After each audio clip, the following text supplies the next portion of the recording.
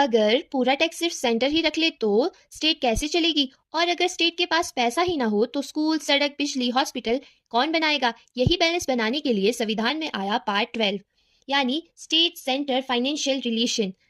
भारत एक federal system वाला देश है, मतलब यहाँ दो प्रकार की सरकारें काम करती है, केंद्र सरकार, राज्य सरकार। लेकिन सबसे बड़ा सवाल ये है कि पैसा किसके पास रहेगा, क्योंकि बिना पैसे के सरकार कुछ नहीं कर सकती। इसीलिए संविधान निर्माता ने पार्ट 12 तय किया।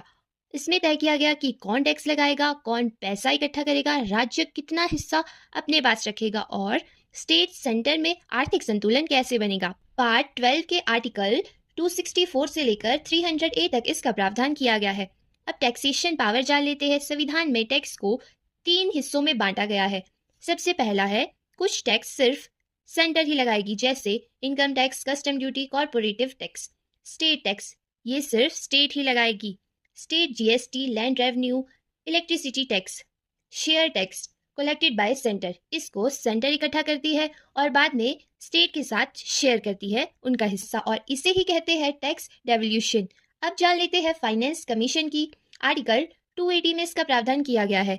हर 5 साल में प्रेसिडेंट एक फाइनेंस कमीशन बनाते हैं और इसका काम क्या है, राज्य के स्टेट का जो हिस्सा है उसको तय करना और सेंटर और स्टेट का बैलेंस बनाए रखना। आज स्टेट को सेंटर टैक्स का लगभग 41% हिस्सा मिलता है।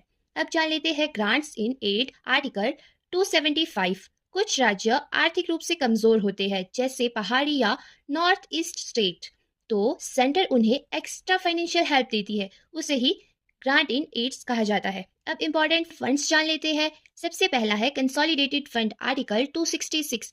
सरकार की सारी कमाई यहाँ जमा होती है और बिना पार्लियामेंट के परमिशन के यहाँ से पैसा खर्च नहीं हो सकता। Contingency fund. Article 267। Use during emergency. Emergency की सिचुएशन के लिए ये फंड बनाया गया है, जैसे फ्लड, अर्थक्वेक या फिर वॉर। यहाँ से तुरंत पैसा निकाल सकते हैं। प्रेसिडेंट बिना पार्लियामेंट की परमिशन के यहाँ से पैसा निकाल सकता है।